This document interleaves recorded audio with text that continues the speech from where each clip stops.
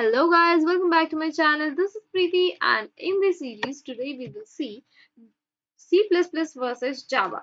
So let's get started.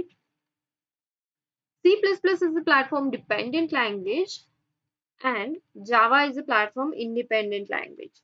So what it means? It means in case of C++, if you write code once, you have to run it on same operating system. You cannot run it on any another operating system.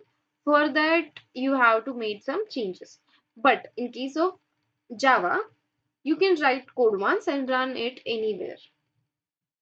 Okay, so why C++ is platform dependent and why Java is platform independent? So the reason is C++ uses only compiler, like your source code get converted into machine code and then get executed. And that is the reason why C++ is a platform dependent language. But in case of Java, Java uses compiler and interpreter. It means your source code get converted into a byte code and then your byte code get converted into a machine code and finally it get executed on an operating system.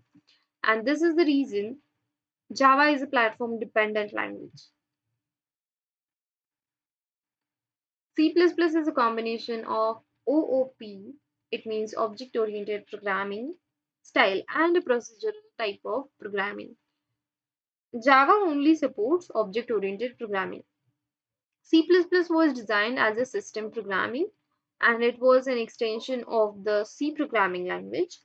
In case of Java, Java was designed and created as an interpreter for printing system, but later then they extended as a support network computing. Java programming is used for application programming. Java programming language is used for application programming.